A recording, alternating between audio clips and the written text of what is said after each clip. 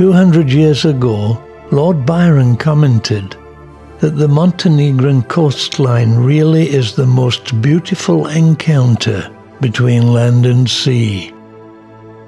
It hasn't changed much.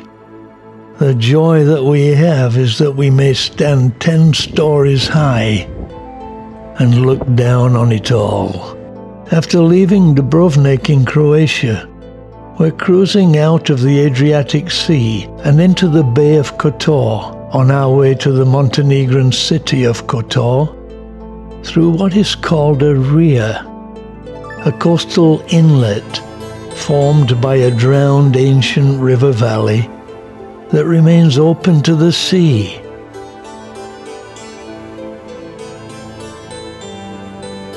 It's sometimes known as the southernmost fjord, but it's not actually a fjord, as a fjord is created by a glacier.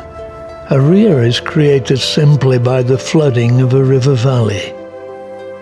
The joy of such a trip is that for most of the way, the land is clearly visible on each side of the ship, and we get some amazing views and can clearly see many villages by the side of the bay.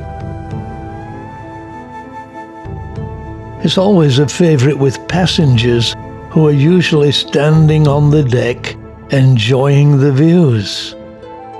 I always imagine it would be great to be standing on the shore as these giant cruise ships pass by. This is an oyster and mussels farm.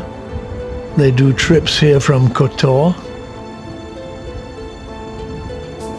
It's 6:56 in the morning, and a delight to be here. Really amazing morning view from here as we go down the ria. It's just very, very, very special, unique. It's now 7 o'clock and the coffee shop has opened, and we can go below and get a coffee. To take away, of course, so that we can continue taking in the views up on deck. When we go back up, we're passing St. George's Monastery, another place that can be explored from Kotor by boat.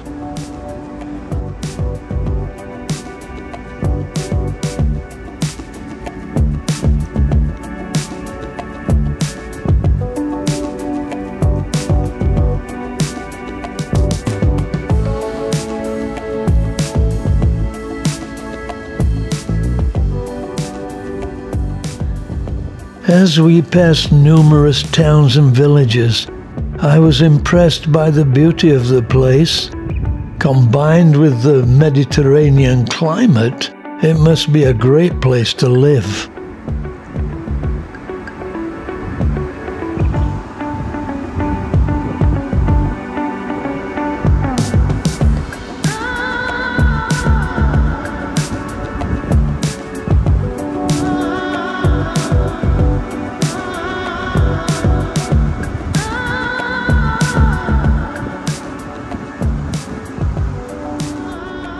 It seems strange to be on a giant cruise ship, only a few yards away from people's homes, their cars parked outside their doors.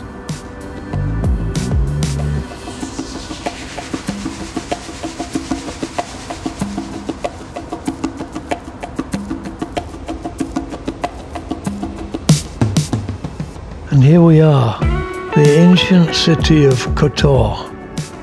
It's one of the best preserved medieval towns in the Adriatic and is a UNESCO World Heritage Site. We literally dock right outside the city. Finally arriving. The sun has just peeped over the mountaintop here. The ship is about to dock. When Rachel and I were last here, it was actually our very first cruise. At that time, we felt the place was magical. Such a joy to look around, and so different to anywhere we'd been before. So after breakfast, we get one more coffee and make plans to do some of the things we didn't have time to do on our last visit. Having said that, there are still so many things that we didn't do that we really need to visit again.